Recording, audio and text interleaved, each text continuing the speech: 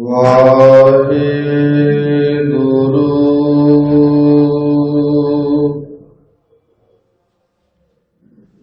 ਸਾਹਿਬ ਜੀ।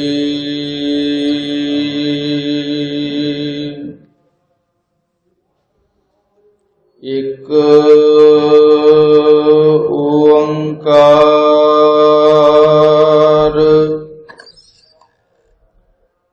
ਸਤਿਨਾਮ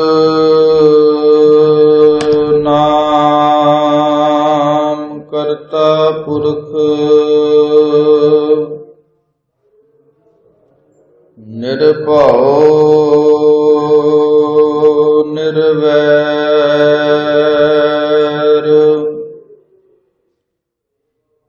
ਅਕਾਲ ਮੂਰਤ ਅਜੂਨੀ ਸੈਭੰ ਗੁਰ ਪ੍ਰਸਾਦ ਜਪ ਆਦ ਸੱਚ ਜੁਗਾਦ ਸੱਚ ਹੈ ਭੀ ਸੱਚ ਨਾਨਕ ਹੋਸੀ ਭੀ ਸੱਚ।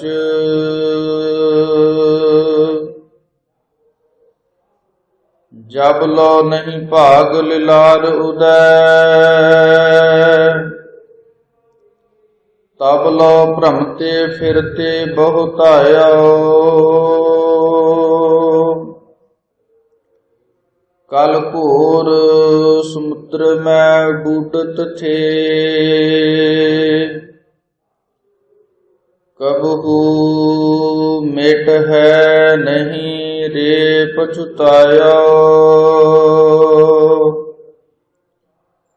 ਤਤ ਵਿਚਾਰ ਯਹ ਮਥੁਰਾ ਜਗ ਤਾਰਨ ਕਉ ਅਵਤਾਰ ਬਨਾਇਓ। ਜਪਿਓ ਜਿਨ ਅਰਜੁਨ ਦੇਵ ਗੁਰੂ ਫਿਰ ਸੰਕਟ ਜੋਨ ਗਰਭ ਨ ਆਇਓ। ਕਹਾਂ ਬੁੱਧ ਪ੍ਰਭ ਤੁਛ ਹਮਾਰੀ ਬਰਨ ਸਕੈ ਮਹਿਮਾ ਜੋ ਤਿਹਾਰੀ। ਹਮ ਨ ਸਕਤ ਕਰ ਸਿਫਤ ਤੁਮਾਰੀ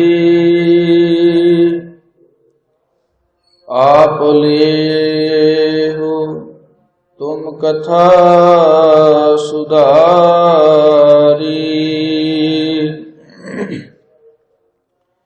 ਹਉ ਮਤ ਮੰਦ ਅਜਾਣ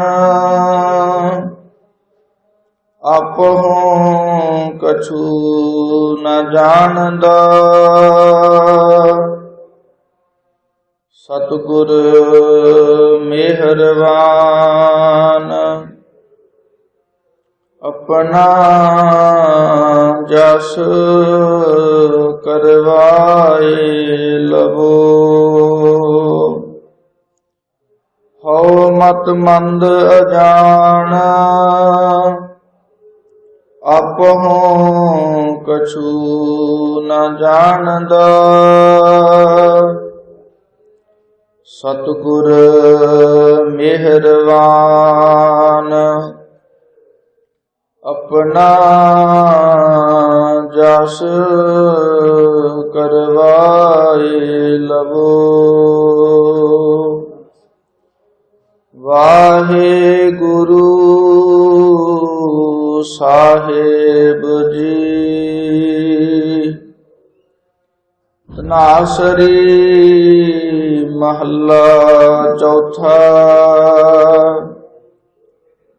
ਹਮ ਅੰਧਲੇ ਅੰਧ ਬਿਖੈ ਬਿਖਰਾਤੇ ਕਿਉ ਚੱਲ ਹੈ ਗੁਰ ਚਾਲੀ। ਸਤਿਗੁਰ ਦਇਆ ਕਰੇ ਸੁਖ ਦਾਤਾ ਹਮ ਲਾਵੈ ਆਪਨ ਪਾਲੀ। ਗੁਰ ਸਿੱਖ ਮੀਤ ਚੱਲਹੁ ਗੁਰ ਚਾਲੀ। ਜੋ ਗੁਰ ਕਹੈ ਸੋਈ ਭਲ ਮੰਨਹੁ। ਹਰ ਹਰ ਕਥਾ ਨਿਰਾਲੀ ਰਹਾਉ। ਹਰ ਕੇ ਸੰਤ ਸੁਨਹੁ ਜਨ ਭਾਈ। ਗੁਰ ਸੇਵਿਓ ਬੇਗ ਬੇਗਾਲੀ। ਸਤਿਗੁਰ ਸੇਵ ਖਰਚ ਹਰ ਬਦਹੁ। ਮਤ ਜਾਣਹੁ ਆਜ ਕੇ ਕਾਲੀ। ਹਰ ਕੇ ਸੰਤ ਜਪਹੁ ਹਰ ਜਪਣਾ। ਹਰ ਸੰਤ ਚੱਲੈ ਹਰ ਨਾਲੀ। ਜਿਨ ਹਰ ਜਪਿਆ ਸੇ ਹਰ ਹੋਏ। ਹਰ ਮਿਲਿਆ ਕੇਲ ਕੇ ਲਾਲੀ। ਹਰ ਹਰ ਜਪਨਾ ਜਪ ਲੋਚ ਲੋਚਾਨੀ। ਹਰ ਕਿਰਪਾ ਕਰ ਬਨਵਾਲੀ। ਜਨ ਨਾਨਕ ਸੰਗਤ ਸਾਧ ਹਰ ਮਿਲਹੁ। ਹਮ ਸਾਧ ਜਨਾ ਪਗ ਰਾਲੀ। ਹਰ ਹਰ ਜਪਨ ਜਪ ਲੋਚ ਲੋਚਾਨੀ। ਹਰ ਕਿਰਪਾ ਕਰ ਬਨਵਾਲੀ।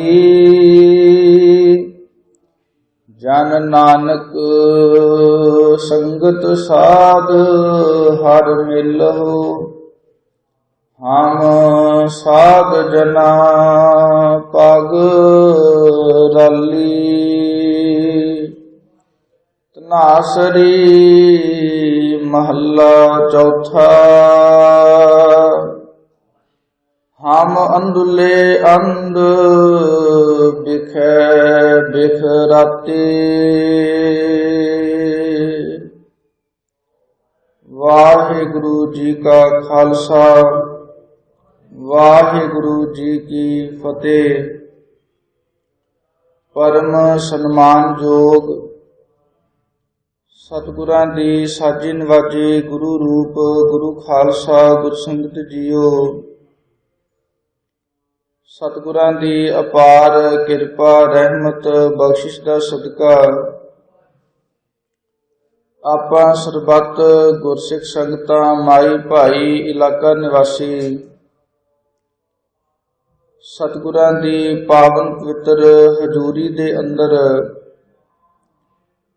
ਪਾਵਨ ਅੰਮ੍ਰਿਤ ਵੇਲੇ ਦੇ ਦੀਵਾਨਾਂ ਦੇ ਅੰਦਰ ਸੁਸ਼ੋਭਿਤ ਹੋ ਕਰਕੇ ਗੁਰਬਾਣੀ ਦੇ ਪਾਵਨ ਪਵਿੱਤਰ ਜਾਪ ਕੀਰਤਨ ਸ਼ਰਵਣ ਕਰਨਾ ਕੀਤਾ ਹੈ। ਜੋ ਸਤਿਗੁਰਾਂ ਨੇ ਸਾਹਿਬ ਸ੍ਰੀ ਗੁਰੂ ਰਾਮਦਾਸ ਮਹਾਰਾਜ ਜੀ ਨੇ ਜੋ ਪਾਵਨ ਪਵਿੱਤਰ ਹੁਕਮ ਅੰਮ੍ਰਿਤ ਵੇਲੇ ਬਖਸ਼ਿਸ਼ ਕੀਤਾ, ਉਸ ਦੀ ਪਾਵਨ ਕਥਾ ਵਿਚਾਰ ਸ਼ਰਵਣ ਕਰਨ ਦੇ ਲਈ ਉਤੇਜਿਤ ਹੋ ਰਹੇ ਹਾਂ। ਸਤਿਗੁਰਾਂ ਨੇ ਇਸ ਪਾਵਨ ਸ਼ਬਦ ਦੇ ਅੰਦਰ ਸਾਡੇ ਗੁਰਸਿੱਖਾਂ ਦੇ ਤਾਈਂ ਇਹ ਗੱਲ ਸਮਝਾਉਣ ਦਾ ਯਤਨ ਕੀਤਾ ਹੈ ਕਿ ਅਸੀਂ ਪਰਮੇਸ਼ਰ ਵਾਹਿਗੁਰੂ ਦੇ ਅੱਗੇ ਬੇਨਤੀ ਕਿਵੇਂ ਕਰ ਸਕਦੇ ਹਾਂ। ਉਸ ਵਾਹਿਗੁਰੂ ਦੇ ਅੱਗੇ ਬੇਨਤੀ ਕਰਨ ਦਾ ਢੰਗ ਤਰੀਕਾ ਕਿਹੜਾ ਹੈ, ਉਹ ਇਸ ਪਾਵਨ ਸ਼ਬਦ ਦੇ ਅੰਦਰ ਸਾਨੂੰ ਦਰਸਾਉਂਦੇ ਹਨ। ਕਿਉਂਕਿ ਇੱਕ ਹੁੰਦੀ ਹੈ ਅਰਦਾਸ, ਇੱਕ ਹੁੰਦੀ ਹੈ ਬੇਨਤੀ।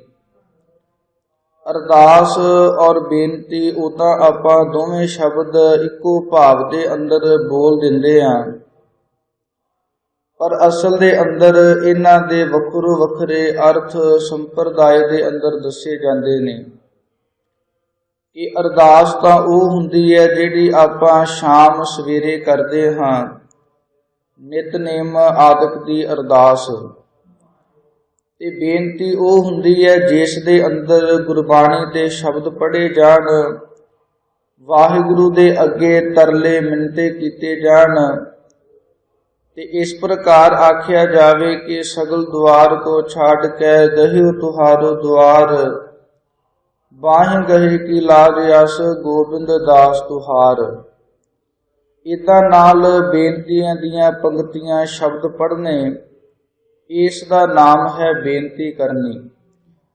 ਉਹੀ ਸਾਨੂੰ ਢੰਗ ਤਰੀਕਾ ਇਸ ਪਾਵਨ ਸ਼ਬਦ ਦੇ ਅੰਦਰ ਸਾਹਿਬ ਸ੍ਰੀ ਗੁਰੂ ਰਾਮਦਾਸ ਮਹਾਰਾਜ ਜੀ ਦੱਸਦੇ ਹਨ।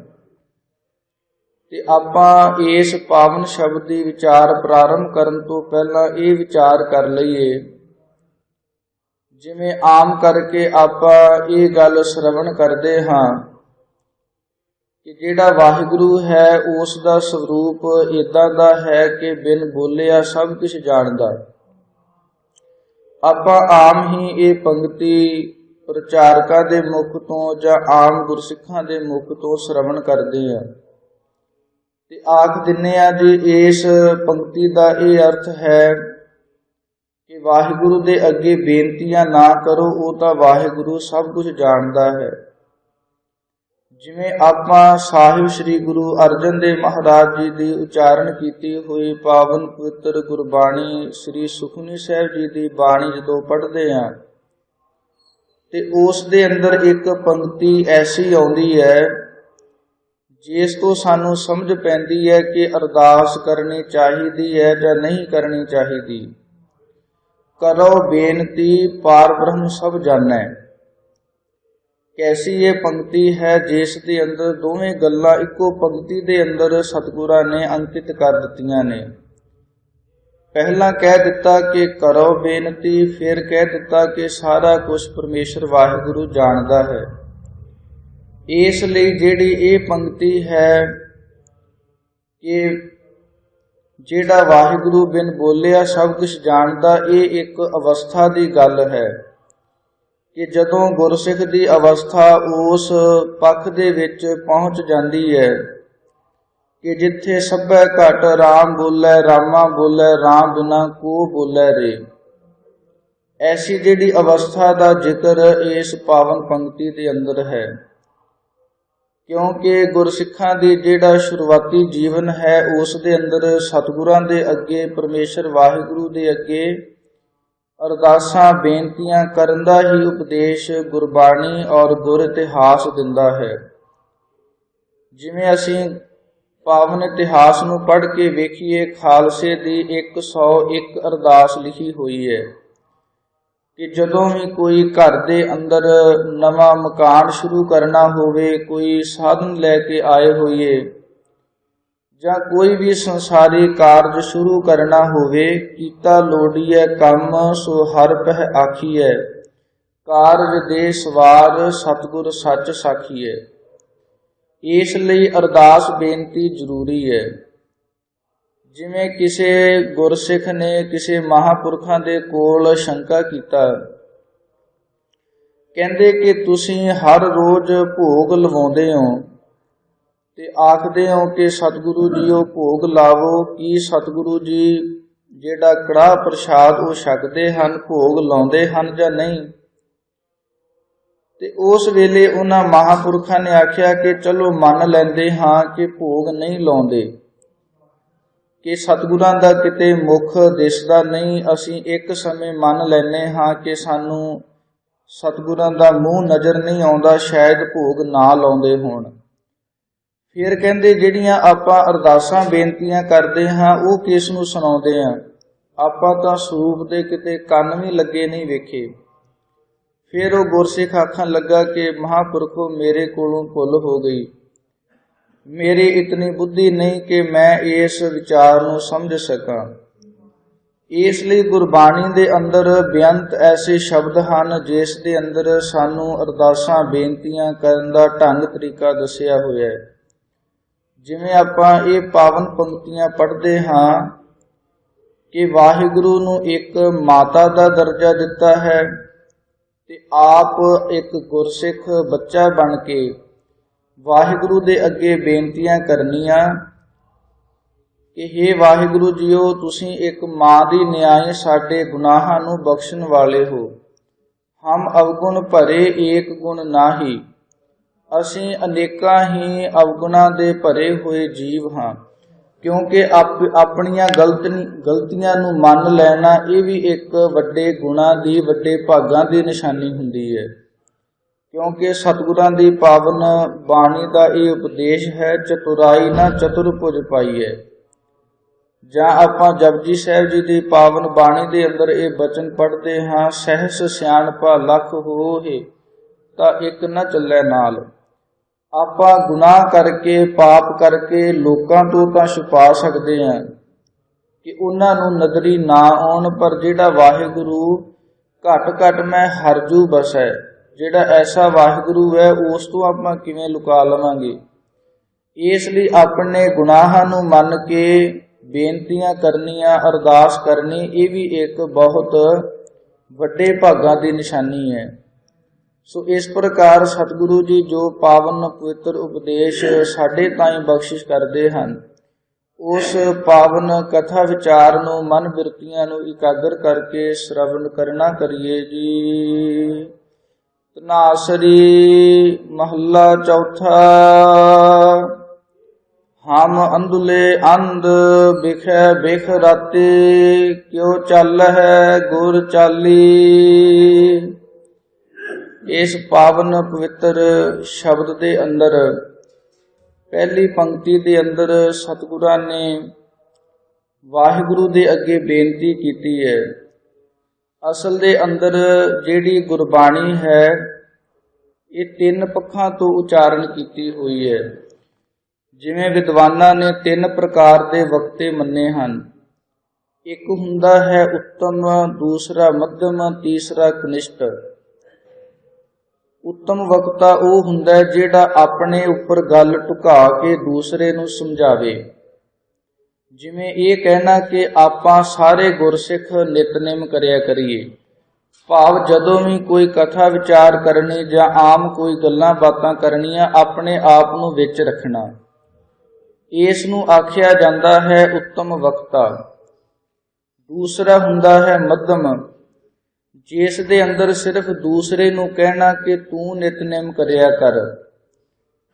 ਤੇ ਉਸ ਤੋਂ ਬਾਅਦ ਹੁੰਦਾ ਕਨਿਸ਼ਟ। ਕਨਿਸ਼ਟ ਦੇ ਵਿੱਚ ਹੁੰਦਾ ਕਿ ਸਿਰਫ ਦੂਸਰੇ ਨੂੰ ਉਪਦੇਸ਼ ਦੇਣਾ ਔਰ ਤਾੜਨਾ ਕਰਨੀ, ਨਾਲ ਉਸ ਨੂੰ ਬੁਰਾ ਭਲਾ ਵੀ ਬੋਲਣਾ, ਉਸ ਨੂੰ ਮਾੜੇ ਬਚਨ ਬੋਲ ਕੇ ਬਹੁਤ ਕਠੋਰਤਾ ਦੇ ਨਾਲ ਉਪਦੇਸ਼ ਦੇਣਾ। ਪਰ ਸਤਿਗੁਰਾਂ ਦੀ ਜਿਹੜੀ ਪਾਵਨ ਪਵਿੱਤਰ ਬਹੁਤੀ ਬਾਣੀ ਹੈ, ਇਹ ਉੱਤਮ ਵਕਤੇ ਦੇ ਵਿੱਚ ਉਚਾਰਨ ਕੀਤੀ ਹੋਈ ਹੈ। ਉੱਤਮ ਵਕਤੇ ਦਾ ਇਹੀ ਭਾਵ ਹੈ ਕਿ ਸਤਿਗੁਰਾਂ ਨੇ ਆਪਣੇ ਉੱਪਰ ਗੱਲ ਲਾ ਕੇ ਸਾਨੂੰ ਗੁਰਸਿੱਖਾਂ ਨੂੰ ਸਮਝਾਉਣਾ ਕੀਤਾ ਹੈ। ਇਸ ਲਈ ਸਤਿਗੁਰੂ ਜੀ ਆਖਦੇ ਹਨ ਕਿ ਹਮ ਅੰਧੁਲੇ ਅੰਧ ਬਿਖੈ ਬਿਖ ਰਾਤੀ, ਕਿ ਹਮ ਜਿਹੜੇ ਅਸੀਂ ਤਮਾਮ ਜੀਵ ਹਾਂ, ਸਾਡੀ ਹਾਲਤ ਕੀ ਹੈ ਕਿ ਅਸੀਂ ਅੰਨਿਆਂ ਦੇ ਵਿੱਚੋਂ ਅੰਨੇ, ਭਾਵ ਵੱਡੇ ਅੰਨੇ ਹਾਂ। ਸਾਨੂੰ ਪਰਮਾਰਥ ਦੇ ਰਸਤੇ ਦੇ ਉੱਪਰ ਚੱਲਣ ਦੇ ਲਈ ਸਾਡੇ ਕੋਲ ਵਿਚਾਰ ਨਿਸ਼ਚੇ ਰੂਪ ਜਿਹੜੇ ਪੈਰ ਹਨ, ਉਹ ਸਾਨੂੰ ਪ੍ਰਾਪਤ ਨਹੀਂ ਹੋਏ। ਇਸ ਲਈ ਸਤਿਗੁਰਾਂ ਨੇ ਸਾਨੂੰ ਅੰਨਿਆਂ ਤੋਂ ਅੰਧੇ ਕਿਹਾ ਹੈ। ਤੇ ਸਾਡੀ ਹਾਲਤ ਕੀ ਹੈ? ਬਿਖੈ ਬਿਖ ਰਾਤੀ। ਅਸੀਂ ਜਿਹੜੇ ਜ਼ਹਿਰ ਰੂਪ ਇਹ ਵਿਸ਼ੇ ਵਿਕਾਰ ਹਨ, ਇਹਨਾਂ ਦੇ ਵਿੱਚ ਅਸੀਂ ਤਦਾਕਾਰ ਹੋ ਰਹੇ ਹਾਂ। ਜਾਂ ਫਿਰ ਇਸ ਵਿਖੇ ਦਾ ਅਰਥ ਸੰਪਰਦਾਇ ਦੇ ਅੰਦਰ, ਮੁੱਖ ਰੂਪ ਦੇ ਅੰਦਰ ਤਿੰਨ ਅਰਥ ਕੀਤੇ ਜਾਂਦੇ ਹਨ। ਇੱਕ ਤਾਂ ਵਿਸ਼ੇ ਦਾ ਅਰਥ ਹੈ ਜਿਹੜੇ ਵਿਸ਼ੇ ਵਿਕਾਰ, ਔਰ ਦੂਸਰਾ ਇਸ ਦਾ ਅਰਥ ਹੈ ਜਿਹੜੇ ਵਿਸ਼ੇ ਜਿਹੜਾ ਤੰਬਾਕੂ ਆਦਿਕ, ਨਸ਼ੇ ਆਦਿਕ ਵਰਤਨੇ। ਤੀਸਰਾ ਇਸ ਦਾ ਅਰਥ ਹੈ ਜਿਹੜੀ ਮਾਇਆ। ਇਸ ਲਈ ਸਤਿਗੁਰੂ ਜੀ ਆਖਦੇ ਹਨ ਕਿ ਇਹ ਜਿਹੜੇ ਤਮਾਮ ਜੀਵ ਹਾਂ, ਇਹ ਬਿਖੈ ਬਿਖ ਰਾਤੇ, ਜਿਹੜੇ ਜ਼ਹਿਰ ਰੂਪ ਵਿਸ਼ੇ ਵਿਕਾਰ ਹਨ, ਇਹਨਾਂ ਦੇ ਵਿੱਚ ਤਦਾਕਾਰ ਹੋ ਰਹੇ ਨੇ। ਕਿਉਂ ਚੱਲ ਹੈ ਗੁਰ ਚਾਲੀ। ਇਹਨਾਂ ਦਾ ਕਹਿੰਦੇ ਇਤਨੇ ਪੈਰ ਜਕੜੇ ਹੋਣ ਕਰਕੇ, ਕਿਉਂਕਿ ਜਦੋਂ ਰਸਤੇ ਦੇ ਵਿੱਚ ਚੱਲਣਾ ਹੋਵੇ, ਜੇ ਬਹੁਤਾ ਚਿੱਕੜ ਹੋਵੇ, ਚਿੱਕੜ ਦੇ ਵਿੱਚ ਪੈਰ ਫਸ ਵੀ ਜਾਂਦੇ ਨੇ। ਇਸ ਲਈ ਤੁਰਨਾ ਬਹੁਤ ਕਠਿਨ ਹੁੰਦਾ ਹੈ। ਜਦੋਂ ਵਿਚਾਰ ਰੂਪੀ ਪੈਰ ਸਾਡੇ ਕੋਲ ਨਾ ਹੋਣ, ਫਿਰ ਇਸ ਰਸਤੇ ਦੇ ਉੱਪਰ ਜਿਹੜੀ ਚਾਲੀ ਮਰਿਆਦਾ ਹੈ, ਜੋ ਗੁਰੂ ਕੇ ਉਪਦੇਸ਼ ਹਨ, ਉਸ ਦੇ ਉੱਪਰ ਚੱਲਿਆ ਨਹੀਂ ਜਾਂਦਾ। ਇਸ ਲਈ ਵਾਹਿਗੁਰੂ ਦੇ ਅੱਗੇ ਬੇਨਤੀਆਂ ਕਰਨ ਦਾ ਹੀ ਇੱਕ ਸਾਡੇ ਕੋ ਹੀਲਾ ਵਸੀਲਾ ਬਚਦਾ ਹੈ। ਸਤਿਗੁਰ ਦਇਆ ਕਰੇ ਸੁਖ ਦਾਤਾ, ਹਮ ਲਾਵੈ ਆਪਨ ਪਾਲੀ।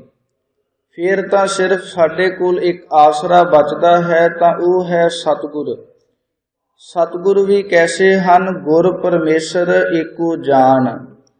ਹਾਲਾਂਕਿ ਭਾਵੇਂ ਅਸੀਂ ਇਹ ਵਿਚਾਰਾਂ ਕਰਨੀਆਂ ਸ਼ੁਰੂ ਕਰ ਦਿੱਤੀਆਂ ਹਨ ਕਿ ਜਿਹੜੇ ਗੁਰੂ ਸਾਹਿਬਾਨ ਸਿਰਫ ਇੱਕ ਬਾਣੀ ਲਿਆਉਣ ਵਾਲੇ ਨੇ, ਪਰ ਅਸਲ ਦੇ ਅੰਦਰ ਜਦੋਂ ਅਸੀਂ ਗੁਰਬਾਣੀ ਔਰ ਗੁਰ ਇਤਿਹਾਸ ਨੂੰ ਪੜ੍ਹ ਕੇ ਵੇਖਦੇ ਹਾਂ, ਜਿੱਥੇ ਪਰਮੇਸ਼ਰ ਵਾਹਿਗੁਰੂ ਦੇ ਗੁਣਾਂ ਦਾ ਜ਼ਿਕਰ ਕੀਤਾ ਹੈ, ਉੱਥੇ ਗੁਰੂ ਸਾਹਿਬਾਨਾਂ ਦੀ ਵੀ ਵੱਡੀ ਤੋਂ ਵੱਡੀ ਮਹਾਨ ਵਡਿਆਈ ਕੀਤੀ ਹੋਈ ਹੈ। ਜਿਵੇਂ ਆਪਾਂ ਇਹ ਆਮ ਹੀ ਬਚਨ ਪੜ੍ਹਦੇ ਹੀ ਹਾਂ ਕਿ ਗੁਰ ਜੈਸਾ ਨਾਹੀ ਕੋ ਦੇਵ, ਕਿ ਗੁਰੂ ਦੇ ਸਮਾਨ ਕਿਤਨੇ ਕਿਤਨੇ ਬਲੀ, ਕਿਤਨੇ ਕਿਤਨੇ ਤਪੀ ਦੇਵਤੇ ਹੋਏ ਨੇ, ਉਹ ਵੀ ਗੁਰੂ ਸਾਹਿਬਾਨ ਦੀ ਬਰਾਬਰੀ ਨਹੀਂ ਕਰ ਸਕਦੇ, ਕਿਉਂਕਿ ਉਹ ਮਾਇਆ ਧਾਰੀ ਨੇ। ਉਹਨਾਂ ਨੇ ਇੱਕ ਦਿਨ ਨਾਸ਼ ਹੋ ਹੀ ਜਾਣਾ ਹੈ, ਕਿਉਂਕਿ ਸਤਿਗੁਰਾਂ ਦਾ ਸਰੂਪ ਐਸਾ ਹੈ, ਆਪ ਨਾਰਾਇਣ ਕਲਾ ਧਾਰ, ਜਗ ਮਹਿ ਪਰਵਰਿਓ। ਐਸੇ ਸਰੂਪ ਵਾਲੇ ਗੁਰੂ ਨਾਨਕ ਸਾਹਿਬ ਮਹਾਰਾਜ ਜੀ ਹਨ। ਤੇ ਜਦੋਂ ਸਤਿਗੁਰ ਦਇਆ ਕਰੇ ਸੁਖ ਦਾਤਾ, ਜਿਹੜਾ ਦਿਆਲਤਾ ਕਰਨ ਵਾਲਾ, ਸੁਖਾਂ ਦਾ ਦਾਤਾ, ਜਦੋਂ ਸਾਡੇ ਉੱਪਰ ਕਿਰਪਾ ਰਹਿਮਤ ਬਖਸ਼ਿਸ਼ ਕਰੇ, ਹਮ ਲਾਵੈ ਆਪਨ ਪਾਲੀ। ਹਮ ਮੈਨੇ ਸਾਨੂੰ ਤਮਾਮ ਜੀਵਾਂ ਨੂੰ ਆਪਣੇ ਸ਼ਬਦ ਰੂਪੀ ਪੱਲੇ ਦੇ ਨਾਲ, ਬਾਣੀ ਰੂਪੀ ਪੱਲੇ ਦੇ ਨਾਲ ਲਾ ਲੈਣਾ ਕਰੋ। ਇਸ ਦੇ ਅੰਦਰ ਕੈਸੀ ਸਤਿਗੁਰਾਂ ਨੇ ਪਾਵਨ ਪਵਿੱਤਰ ਬਣਤਰ ਬਣਾਈ ਹੈ ਕਿ ਪਹਿਲਾਂ ਕਿਹਾ ਹੈ ਕਿ ਉਹ ਚੱਲ ਹੈ ਗੁਰ ਚਾਲੀ, ਫਿਰ ਨਾਲ ਹੀ ਕਹਿ ਦਿੱਤਾ ਹਮ ਲਾਵੈ ਆਪਨ ਪਾਲੀ। ਕਹਿੰਦੇ ਕਿ ਸਾਡੀ ਇਤਨੀ ਮੱਤੀ ਨਹੀਂ ਕਿ ਅਸੀਂ ਤੁਹਾਡੀ ਚਾਲੀ ਮਰਿਆਦਾ ਦੇ ਵਿੱਚ ਚੱਲ ਸਕੀਏ, ਤੁਹਾਡੇ ਦੱਸੇ ਹੋਏ ਉਪਦੇਸ਼ ਨੂੰ ਗ੍ਰਹਿਣ ਕਰ ਸਕੀਏ, ਸਾਡੀ ਇਤਨੀ ਬੁੱਧੀ ਨਹੀਂ। ਸਿਰਫ ਇੱਕੋ ਇੱਕ ਵਸੀਲਾ ਹੈ, ਉਹ ਹੈ ਹਮ ਲਾਵੈ ਆਪਨ ਪਾਲੀ, ਕਿ ਸਾਨੂੰ ਆਪਣੇ ਪੱਲੇ ਦੇ ਨਾਲ ਲਾ ਲੈਣਾ ਕਰੋ। ਜਿਵੇਂ ਪੁਰਾਣੇ ਸਮੇਂ ਦੇ ਵਿੱਚ ਆਪਾਂ ਵੇਖਦੇ ਸਾਂ ਕਿ ਜਦੋਂ ਰਸਤੇ ਦੇ ਵਿੱਚ ਕਿਸੇ ਬਜ਼ੁਰਗ ਮਾਤਾ ਦੇ ਨਾਲ ਕੋਈ ਬੱਚਾ ਤੁਰਦਾ ਸੀ, ਤੇ ਬਜ਼ੁਰਗ ਮਾਤਾ ਉਸ ਬੱਚੇ ਨੂੰ ਆਪਣਾ ਪੱਲਾ ਫੜਾ ਦਿੰਦੀ ਸੀ ਕਿ ਪੱਲੇ ਦੇ ਆਸਰੇ ਤੂੰ ਮੇਰੇ ਮਗਰ ਮਗਰ ਤੁਰਿਆ ਆ। ਉਸ ਦਾ ਭਾਵ ਇਹ ਹੁੰਦਾ ਸੀ ਕਿ ਹੁਣ ਕਿਸੇ ਵੀ ਪ੍ਰਕਾਰ ਦਾ ਕੋਈ ਫਿਕਰ ਨਹੀਂ ਹੈ। ਜੇ ਕੋਈ ਸਾਧਨ ਆਵੇਗਾ ਤੇ ਉਹ ਬੱਚਾ ਆਪਣੀ ਬਜ਼ੁਰਗ ਮਾਤਾ ਦਾ ਪੱਲਾ ਨਹੀਂ ਸੀ ਛੱਡਦਾ। ਉਸੇ ਪ੍ਰਕਾਰ ਹੀ ਸਤਿਗੁਰੂ ਬੜੀ ਸੁੰਦਰ ਉਦਾਹਰਨ ਦਿੰਦੇ ਹਨ ਕਿ ਇਦਾਂ ਪਰਮੇਸ਼ਰ ਵਾਹਿਗੁਰੂ ਦੇ ਅੱਗੇ ਬੇਨਤੀਆਂ ਕਰੀਏ ਕਿ ਹਮ ਲਾਵੈ ਆਪਨ ਪਾਲੀ, ਕਿ ਸਾਨੂੰ ਆਪਣੇ ਸ਼ਬਦ ਰੂਪੀ ਪੱਲੇ ਦੇ ਨਾਲ ਲਾ ਲੈਣਾ ਕਰੋ। ਗੁਰਸਿੱਖ ਮੀਤ ਚੱਲੋ ਗੁਰ ਚਾਲੀ। ਸਤਿਗੁਰੂ ਜੀ ਸਾਨੂੰ ਆਪਣੇ ਮਿੱਤਰ ਪਿਆਰੇ ਬਣਾ ਕਰਕੇ ਉਪਦੇਸ਼ ਦਿੰਦੇ ਨੇ ਕਿ ਐ ਭਾਈ ਗੁਰਸਿੱਖੋ, ਐ ਮੇਰੇ ਮਿੱਤਰੋ, ਤੁਸੀਂ ਗੁਰੂ ਕੀ ਜਿਹੜੀ ਚਾਲੀ ਮਰਿਆਦਾ ਹੈ ਉਸ ਦੇ ਵਿੱਚ ਚੱਲਣਾ ਕਰੋ। ਮਰਿਆਦਾ ਸਭ ਤੋਂ ਪਹਿਲਾਂ ਇਹੀ ਹੈ, ਜਿਵੇਂ ਸ਼ਾਮ ਦੇ ਸਮੇਂ ਵੀ ਭਾਈ ਸਾਹਿਬ ਭਾਈ ਨੰਦ ਲਾਲ ਜੀ ਦਾ ਜੋ ਤਨਖਾਹਨਾਮਾ ਹੈ ਉਸ ਦੀ ਕਥਾ ਵਿਚਾਰ ਸ਼ੁਰੂ ਕੀਤੀ ਹੈ ਕੱਲ ਤੋਂ।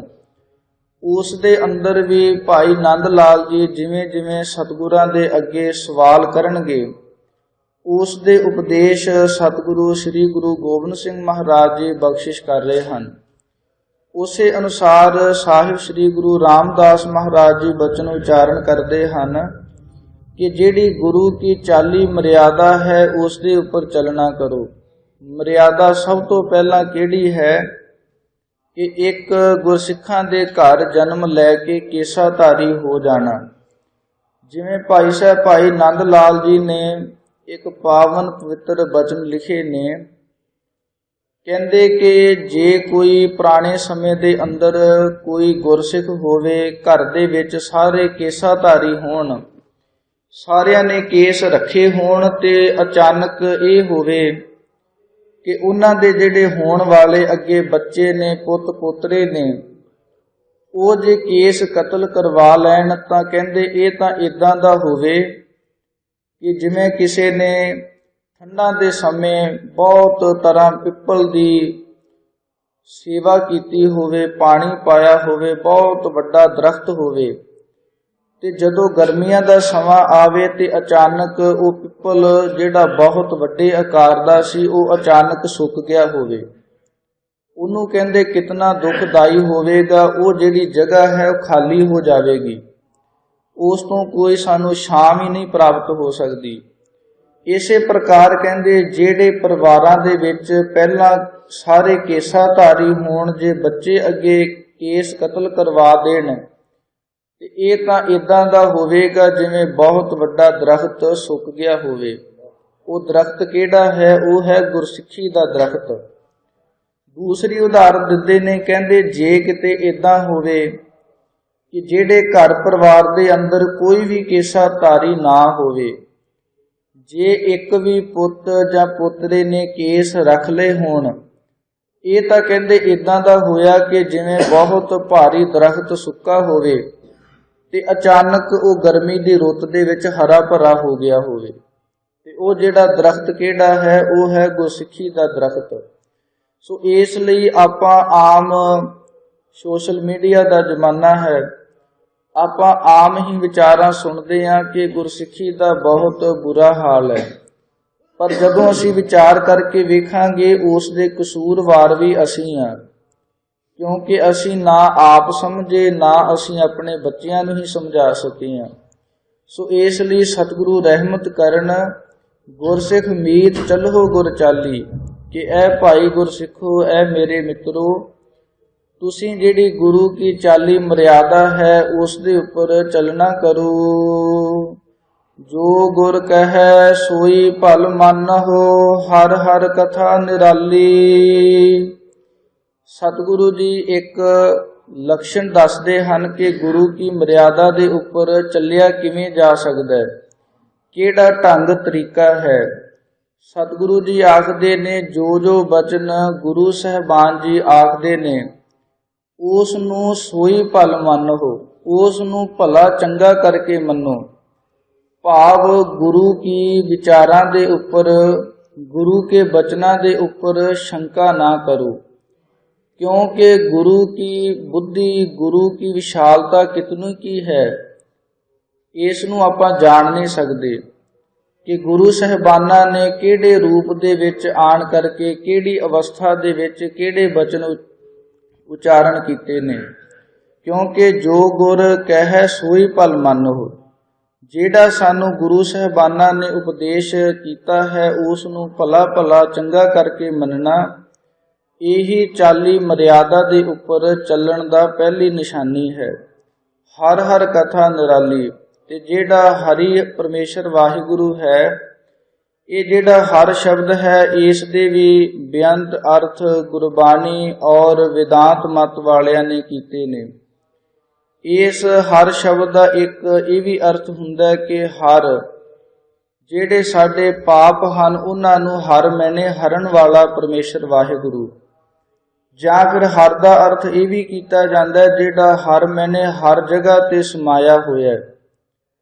ਜਾਂ ਫਿਰ ਹਰ ਦਾ ਅਰਥ ਇਹ ਵੀ ਕੀਤਾ ਜਾਂਦਾ ਜਿਹੜੇ ਸਾਡੇ ਜੀਵਨ ਨੂੰ, ਸਾਡੇ ਵਿਸ਼ਿਆਂ ਵਿਕਾਰਾਂ ਨੂੰ ਹਟਾ ਕਰਕੇ, ਬਚਾ ਕਰਕੇ ਸਾਡਾ ਜੀਵਨ ਹਰ ਮੈਨੇ ਹਰਿਆ ਭਰਿਆ ਕਰਨ ਵਾਲਾ, ਐਸਾ ਜਿਹੜਾ ਪਰਮੇਸ਼ਰ ਵਾਹਿਗੁਰੂ ਹੈ। ਜਾਂ ਫਿਰ ਹਰ ਦਾ ਅਰਥ ਇਹ ਵੀ ਕੀਤਾ ਜਾਂਦਾ ਹੈ ਜਿਹੜਾ ਹਰ ਮੈਨੇ ਪਾਣੀ, ਪਾਣੀ ਦੇ ਵਿੱਚ ਜੋ ਸਮਾਇਆ ਹੋਇਆ ਪਰਮੇਸ਼ਰ ਵਾਹਿਗੁਰੂ ਹੈ।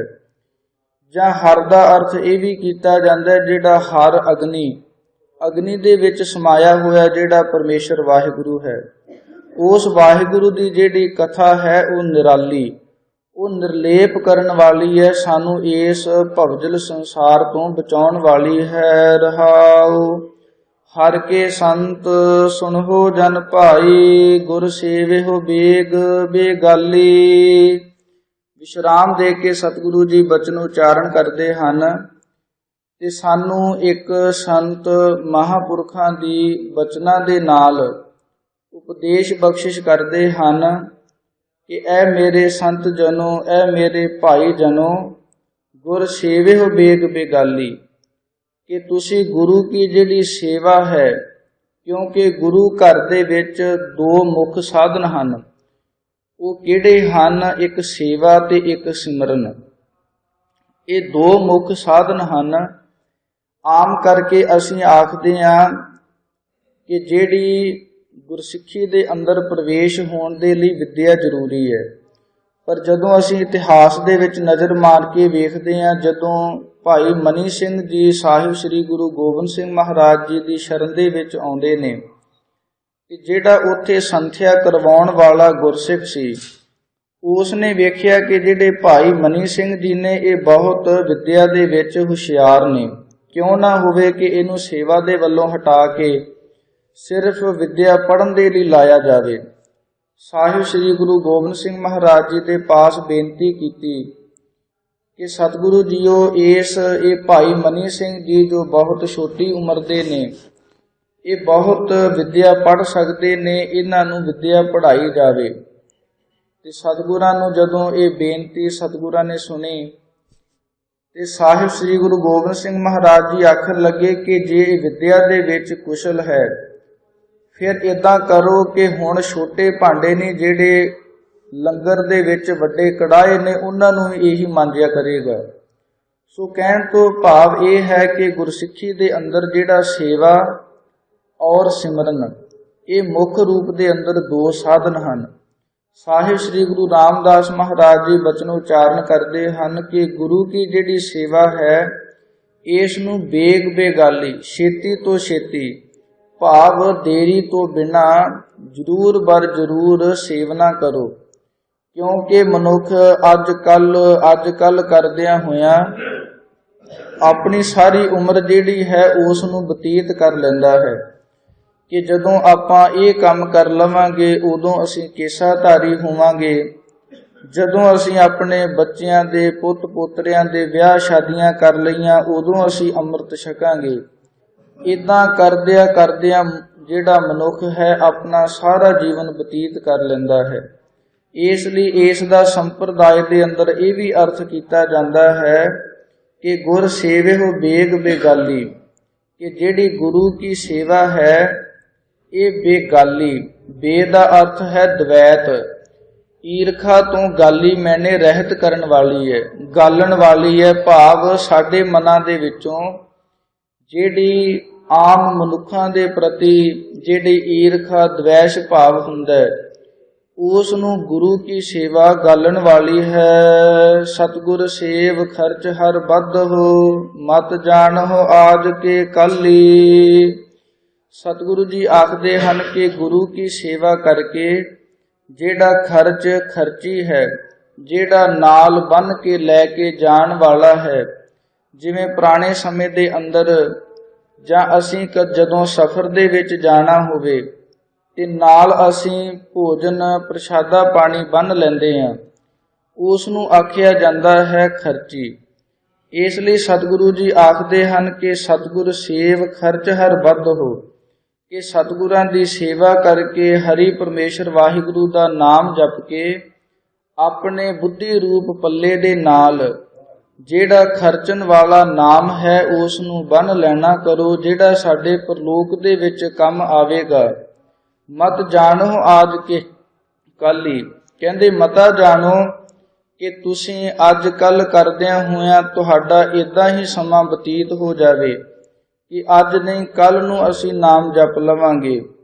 ਕਿਉਂਕਿ ਜਿਹੜਾ ਸਾਡਾ ਮਨ ਹੈ, ਕਈ ਵਾਰ ਅਸੀਂ ਆਖਦੇ ਹਾਂ ਕਿ ਜਿਵੇਂ ਸਾਡਾ ਮਨ ਕਰੇਗਾ ਉਦੋਂ ਅਸੀਂ ਅੰਮ੍ਰਿਤ ਛਕਾਂਗੇ। ਜੇ ਅਸੀਂ ਮਨ ਦੇ ਮਗਰ ਲੱਗੀਏ ਤੇ ਮਨ ਦੀ ਤਾਂ ਹਾਲਤ ਫਿਰ ਇਹ ਹੈ ਕਿ ਚੰਗਿਆਈ ਆਲਕ ਕਰੇ, ਬੁਰਿਆਈ ਹੋਏ ਸ਼ੇਰ। ਇਹ ਚੰਗੇ ਕਰਮ ਕਰਨ ਦੇ ਲਈ ਤਾਂ ਆਲਸ ਕਰਦਾ ਹੈ, ਤੇ ਜਦੋਂ ਕੋਈ ਬੁਰਾ ਕਰਮ ਕਰਨਾ ਹੋਵੇ ਉਸ ਵੇਲੇ ਇਹ ਸ਼ੇਰ ਬਣ ਜਾਂਦਾ ਹੈ। ਜਿਵੇਂ ਪੂਰਾ ਵੱਟਾ ਹੁੰਦਾ ਹੈ ਸ਼ੇਰ ਦਾ, ਉਸ ਤਰ੍ਹਾਂ ਇਸ ਦਾ ਆਕਾਰ ਬਹੁਤ ਬਲਵਾਨ ਹੋ ਜਾਂਦਾ ਹੈ। ਜਾਂ ਫਿਰ ਇਸ ਦਾ ਇਹ ਵੀ ਅਰਥ ਕੀਤਾ ਜਾਂਦਾ ਹੈ ਬੁਰਿਆਈ ਹੋਏ ਸ਼ੇਰ। ਸ਼ੇਰ ਦੇ ਵਾਂਗ ਬਹੁਤ ਤੇਜ਼ੀ ਦੇ ਨਾਲ ਇਹ ਬੁਰੇ ਕਰਮ ਕਰਨ ਦੇ ਲਈ ਦੌੜਦਾ ਹੈ। ਜਿਵੇਂ ਡਾਕਟਰ ਭਾਈ ਵੀਰ ਸਿੰਘ ਜੀ ਨੇ ਇੱਕ ਬਚਨ ਲਿਖੇ ਨੇ, ਕਹਿੰਦੇ ਕਿ ਜੇ ਤੁਹਾਡੇ ਮਨ ਦੇ ਵਿੱਚ ਇਹ ਖਿਆਲ ਆਵੇ ਕਿ ਤੁਸੀਂ ਕੋਈ ਚੰਗਾ ਕਰਮ ਕਰਨਾ ਹੈ, ਉਦੋਂ ਕਹਿੰਦੇ ਕੋਈ ਵੀ ਵਿਚਾਰ ਨਾ ਕਰੋ, ਚੰਗਾ ਕਰਮ ਸ਼ੁਰੂ ਕਰ ਦਿਓ। ਜੇ ਕਹਿੰਦੇ ਤੁਸੀਂ ਵਿਚਾਰ ਸ਼ੁਰੂ ਕਰ ਦਿੱਤੀ ਤੇ ਤੁਹਾਡੇ ਮਨ ਨੇ ਬਦਲ ਜਾਣਾ ਹੈ। ਪਰ ਇਸ ਦੇ ਉਲਟ ਕਹਿੰਦੇ ਜੇ ਕੋਈ ਤੁਸੀਂ ਬੁਰਾ ਕਰਮ ਕਰਨ ਜਾ ਰਹੇ ਹੋ ਤੇ ਜ਼ਰੂਰ ਸੋਚ ਵਿਚਾਰ ਕਰੋ।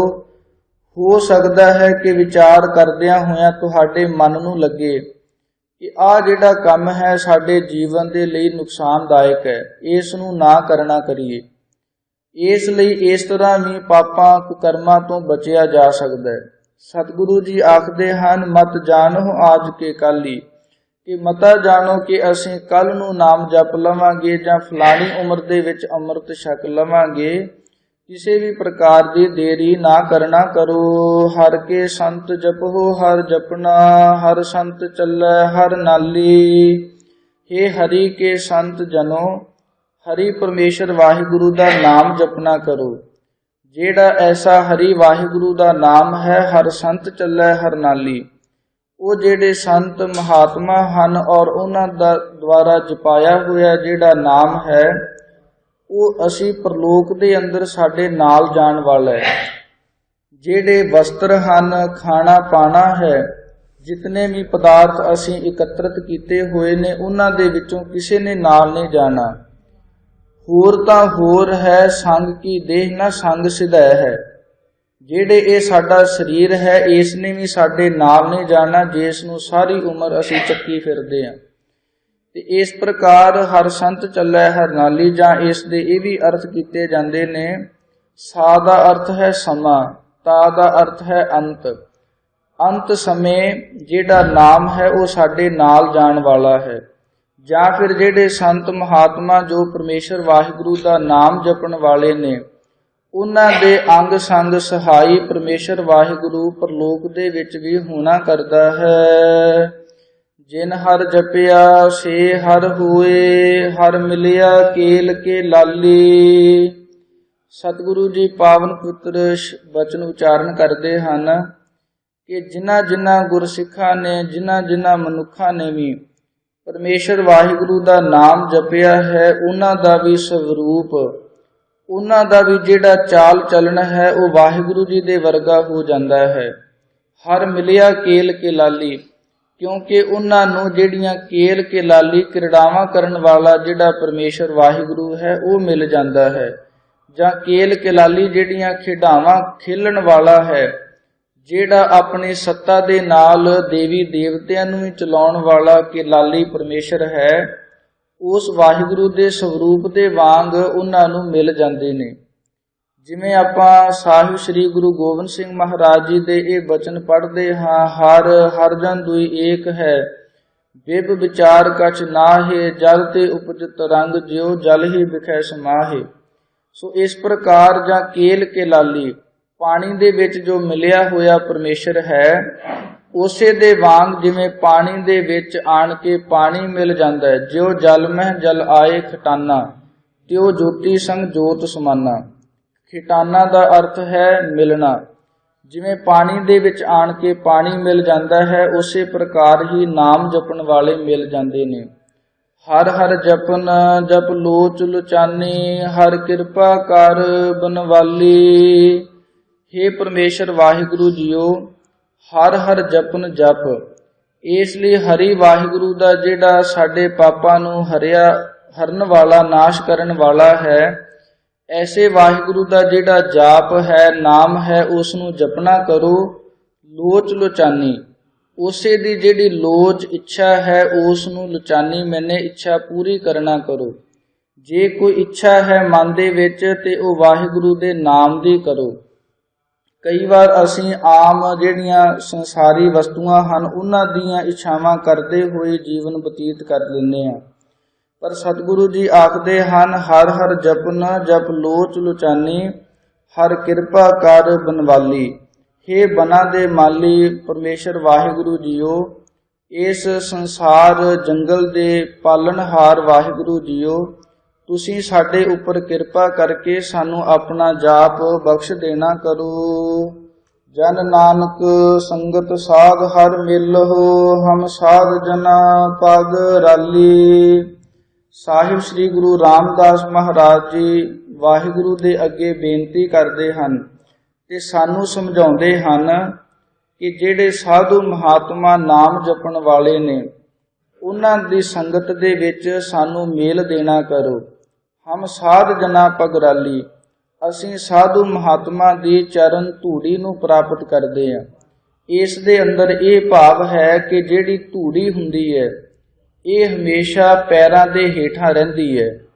ਇਥੋਂ ਭਾਵ ਲੈਣਾ ਹੈ ਕਿ ਜਿਹੜੇ ਨਿਮਰਤਾਵਾਨ ਗੁਰਸਿੱਖ ਹਨ, ਜਿਹੜੇ ਭਾਵਨਾ ਵਾਲੇ ਗੁਰਸਿੱਖ ਹਨ, ਉਹਨਾਂ ਦੀ ਸੇਵਾ ਕਰਨੀ, ਉਹਨਾਂ ਦੇ ਬਚਨ ਮੰਨਣੇ, ਇਸ ਪ੍ਰਕਾਰ ਦੀ ਸਾਨੂੰ ਜਿਹੜੀ ਧੂੜੀ ਹੈ ਉਹ ਬਖਸ਼ ਦੇਣਾ ਕਰੋ। ਕਿਉਂਕਿ ਇੱਕ ਹੁੰਦੀ ਹੈ ਪ੍ਰਤੱਖ ਧੂੜੀ, ਇੱਕ ਹੁੰਦੀ ਹੈ ਅੰਤਰੀਵ। ਪ੍ਰਤੱਖ ਧੂੜੀ ਤਾਂ ਉਹ ਹੁੰਦੀ ਹੈ ਜਿਸ ਨੂੰ ਆਪਾਂ ਵਿਭੂਤੀ ਆਦਿਕ ਆਖਦੇ ਹਾਂ, ਤੇ ਜਿਹੜੀ ਅੰਤਰੀਵ ਧੂੜੀ ਹੈ ਇਸ ਤੋਂ ਭਾਵ ਇਹ ਹੈ ਕਿ ਨਿਮਰਤਾ ਦੇ ਸਹਿਤ ਹੋ ਕਰਕੇ ਗੁਰੂ ਕੀ ਹਜ਼ੂਰੀ ਦੇ ਅੰਦਰ ਸਾਧੂ ਮਹਾਤਮਾ ਦੀ ਸੰਗਤ ਕਰਨੀ।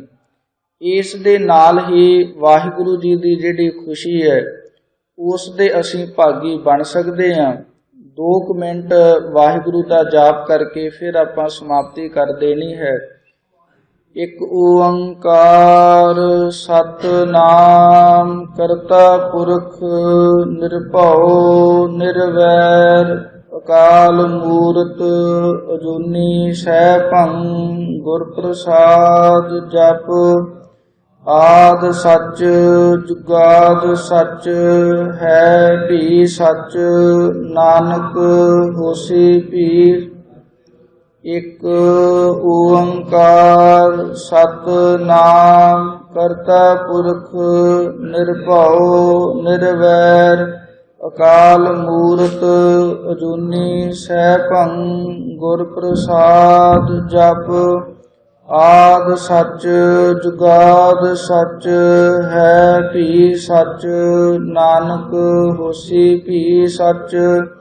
ਇੱਕ ਓੰਕਾਰ ਸਤਿਨਾਮ ਕਰਤਾ ਪੁਰਖ ਨਿਰਭਉ ਨਿਰਵੈਰ ਅਕਾਲ ਮੂਰਤ ਅਜੂਨੀ ਸੈਭੰ ਗੁਰ ਪ੍ਰਸਾਦ ਜਪ। ਜੁਗਾਦ ਸੱਚ ਹੈ ਵੀ ਸੱਚ, ਨਾਨਕ ਹੋਸੀ ਵੀ ਸੱਚ। ਇੱਕ ਓੰਕਾਰ ਸਤਿਨਾਮ ਕਰਤਾ ਪੁਰਖ ਨਿਰਭਉ ਨਿਰਵੈਰ ਅਕਾਲ ਮੂਰਤ ਅਜੂਨੀ ਸੈਭੰ ਗੁਰ ਪ੍ਰਸਾਦ ਜਪ।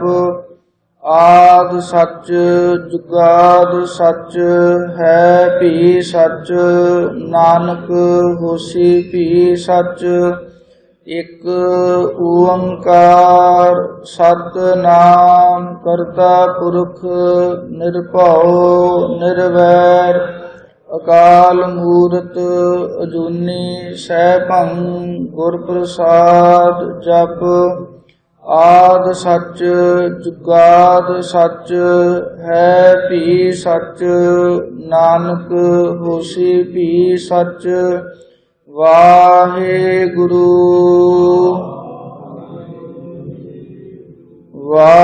ਵਾਹਿਗੁਰੂ ਵਾਹਿਗੁਰੂ ਵਾਹਿਗੁਰੂ ਵਾਹਿਗੁਰੂ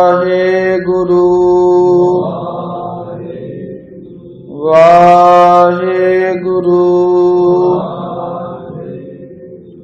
ਵਾਹਿਗੁਰੂ। ਸੋ ਕਥਾ ਵਿਚਾਰਾਂ ਕਰਦਿਆਂ ਤੋਂ ਹੋਈਆਂ ਬੇਅੰਤ ਭੁੱਲਾਂ ਦੀ ਖਿਮਾ ਆਪ ਸੰਗਤ ਸਾਹਿਬ ਸ੍ਰੀ ਗੁਰੂ ਗ੍ਰੰਥ ਸਾਹਿਬ ਮਹਾਰਾਜ ਬਖਸ਼ਣਯੋਗ ਹਨ, ਬਖਸ਼ ਲੈਣਾ ਜੀ। ਸੋ ਹੁਣ ਅਖੀਰਲੀਆਂ ਪੰਕਤੀਆਂ ਪੜ੍ਹ ਕੇ ਸਮਾਪਤੀ ਹੈ ਜੀ। ਹਰ ਹਰ ਜਪਨ ਜਪ ਲੋਚ ਲੁਚਾਨੀ, ਹਰ ਕਿਰਪਾ ਕਰ ਬਨਵਾਲੀ। ਜਨ ਨਾਨਕ ਸੰਗਤ ਸਾਧ ਹਰ ਮਿਲਹੁ, ਹਮ ਸਾਧ ਜਨਾ ਪਗ ਰਾਲੀ। ਵਾਹਿਗੁਰੂ ਜੀ ਕਾ ਖਾਲਸਾ, ਵਾਹਿਗੁਰੂ ਜੀ ਕੀ ਫਤਿਹ।